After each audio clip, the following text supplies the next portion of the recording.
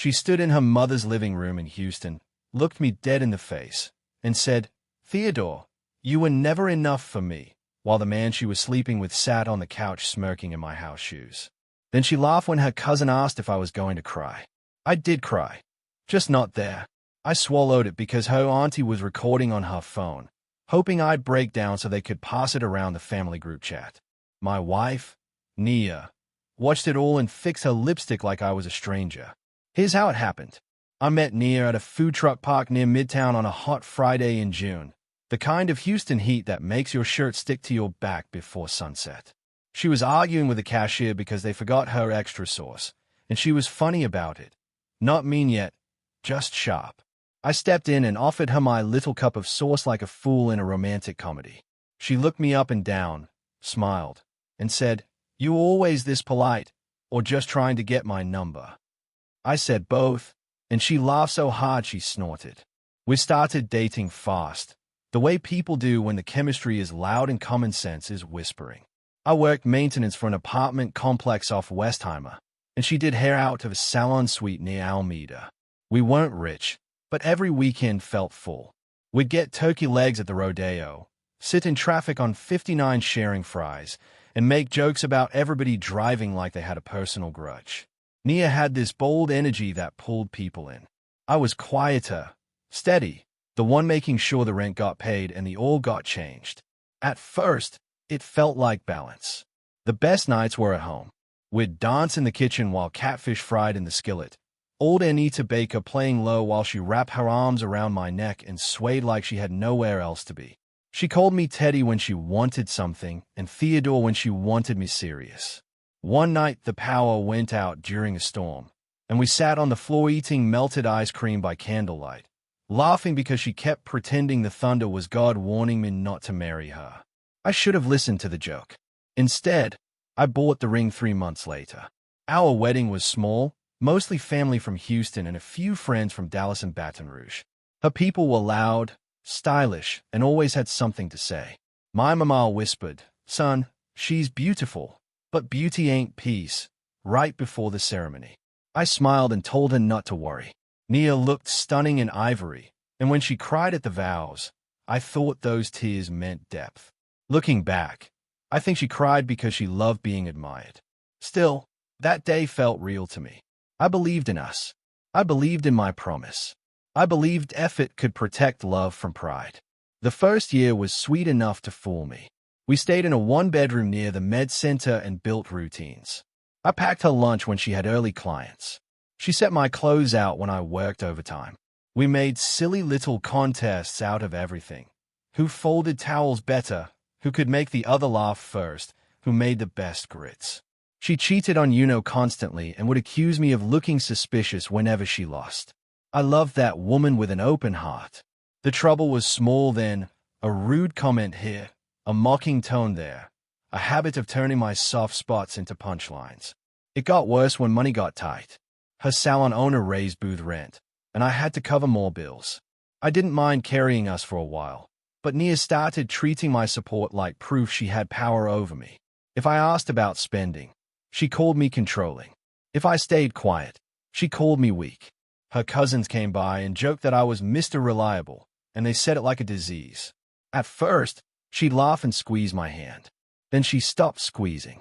Then she started joining in. "Teddy nice," she'd say, "but nice don't make sparks."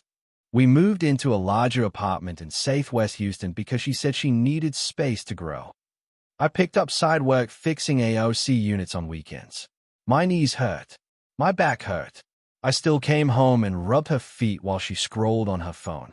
She posted us online like we were perfect, but in private she had a new cruelty, casual and polished. She'd compare me to men with nicer cars. She'd talk over me in front of people.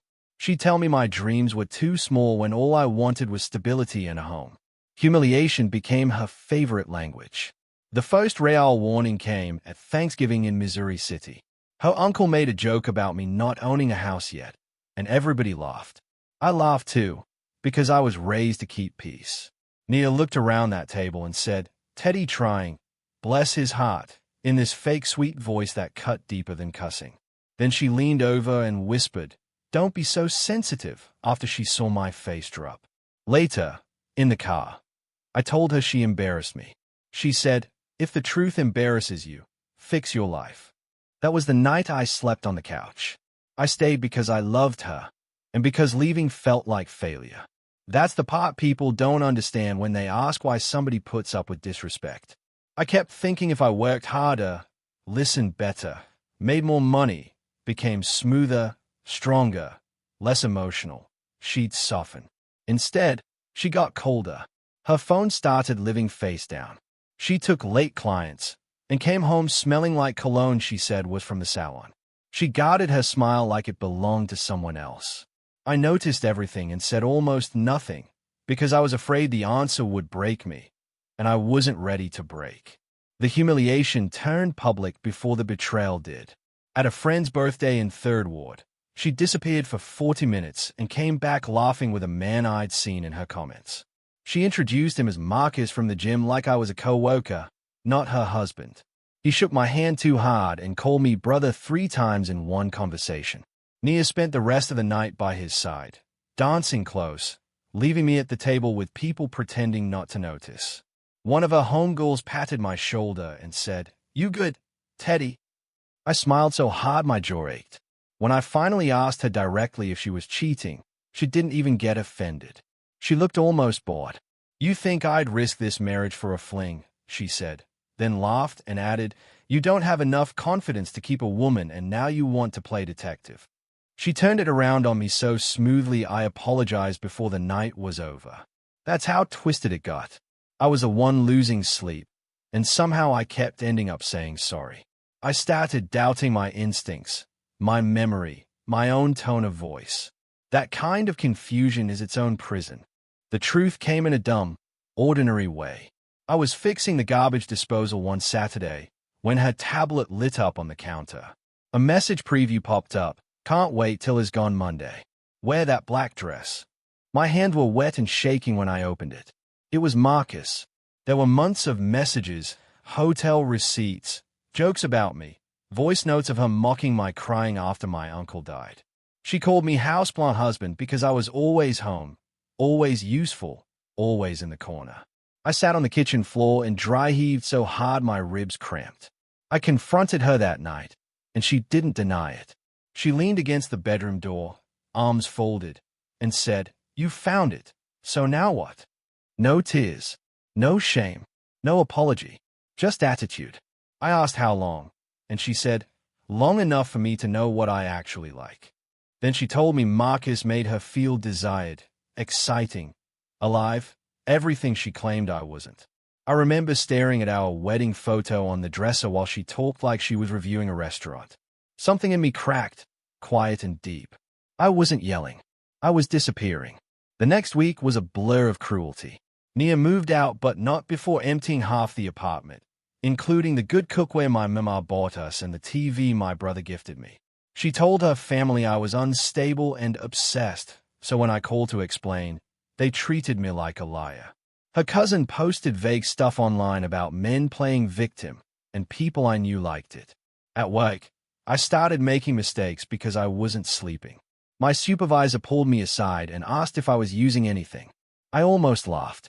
I was using grief, humiliation, and cold coffee. I hit bottom in winter. The apartment felt haunted without her, and every room had a memory attached to it. I'd come home to silence and sit in the dark because turning on lights made the emptiness look bigger. Bills piled up. My credit cards were near max from carrying us so long. I stopped answering calls. I lost 15 pounds without trying.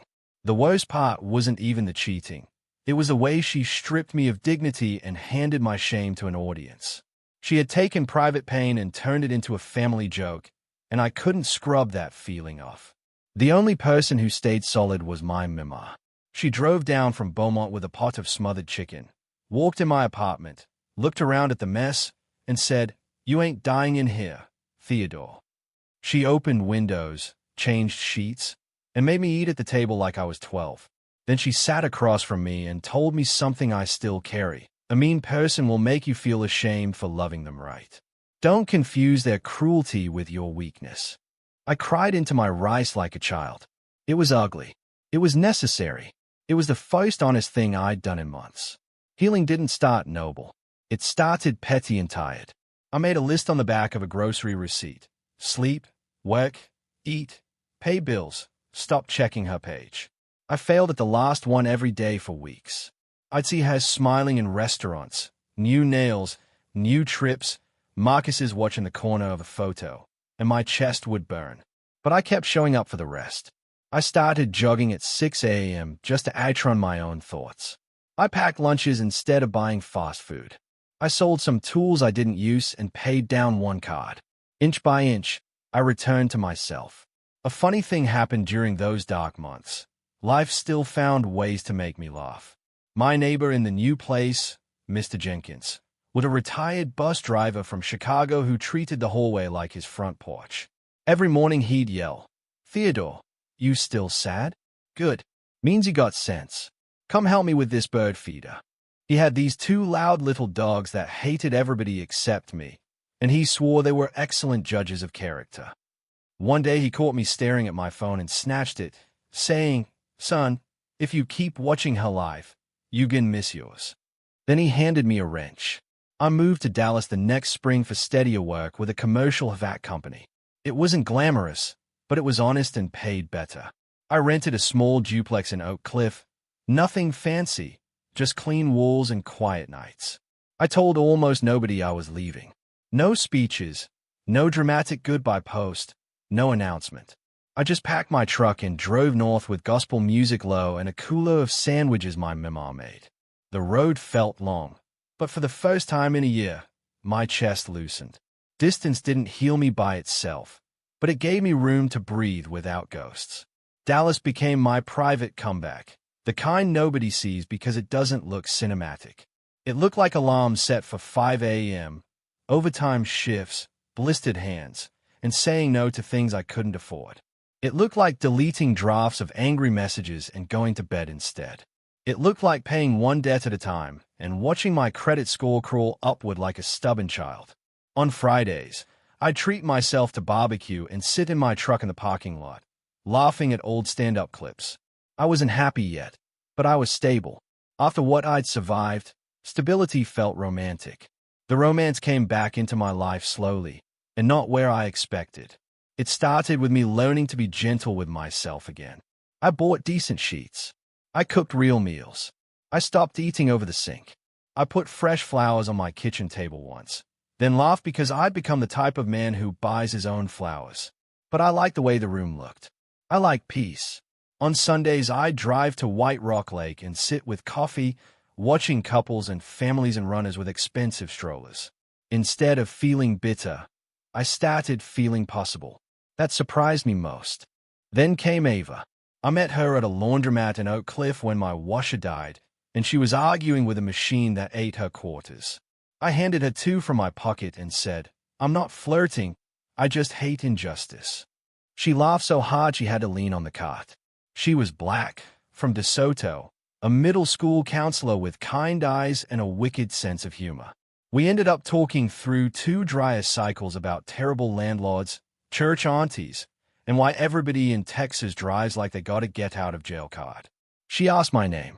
I said Theodore, and she smiled slowly. I told Ava early that I was separated and carrying damage. I didn't dress it up. I said I had been cheated on, publicly humiliated, and I was still learning what trust felt like. She didn't try to fix me. She just nodded and said, "Thank you for telling the truth before the appetizers." We started light. Coffee, food trucks, a Rangers game where she roasted my throwing arm at the fan challenge. She was funny without being cruel, direct without being sharp. The first time she held my hand, she squeezed it once and didn't perform it. That little quiet tenderness nearly took me out. Meanwhile, Nia remained exactly who she had been. No remorse, no accountability, no self-reflection. Every so often she'd text me about paperwork, then sneak in little digs. "Hope Dallas is treating you better than Houston did," or "Marcus and I are doing great, by the way." I stopped replying to anything that wasn't about legal logistics. Through mutuals, I heard she and Marcus were trying to launch some consulting business, always flexing online, always in borrowed luxury. I didn't investigate. That was old me. New me kept receipts, paid bills, and guarded my peace like a locked front door. Karma arrived on a Tuesday afternoon while I was on a rooftop unit in Plano. My phone buzzed 6 times back-to-back. First my brother, then one of Nia's cousins who hadn't spoken to me in over a year, then her aunt. I climbed down and listened to the voicemail. Marcus had been arrested in a fraud investigation tied to fake invoices and stolen deposits from small businesses. Nia's name was on the LLC filings, the bank account, and several contracts. She hadn't been framed exactly. She had signed things because she liked the image, the quick money, the attention. Now it was real. The same people who laughed in that living room suddenly needed clarity. Her cousin called me talking soft, asking if Nia had always handled finances like this. Her aunt wanted to know whether Marcus had ever used my information. Her mama left a message saying, "Baby, call me when you can." I listened to every voicemail once and deleted them all. Not out of hate, out of discipline. I had spent too many nights begging people to see my humanity. I wasn't doing another round just because the smoke shifted directions. They had their version of me when I was bleeding. They could keep it. Nia texted me that evening. "Can we talk? It's serious." I stayed at the screen a long time. A year earlier, I would have answered on the first ring, desperate, shaking, hoping for apology crumbs. Instead, I put the phone down and finished seasoning chicken for dinner. Ava was coming over. We were trying a recipe she found online, and I already knew we'd mess it up because I bought sweet paprika instead of smoked. Sure enough, when she tasted the sauce, she made a face and said, "Theodore, this tastes like confused barbecue." I laughed so hard I had to sit down. That laugh healed something. I did handle the legal parts one needed to handle. I signed what my lawyer sent, confirmed dates, and stayed factual. No revenge. No courtroom smirk. No social media post. No dramatic confrontation. Nia never apologized. Not when the marriage ended. Not when the investigation dragged her into debt. Not when people started side-eyeing the same confidence they once admired. She kept blaming everybody else, especially Marcus. But by then I understood a hard truth. Consequences don't require confession. Sometimes karma is just reality collecting what pride borrowed.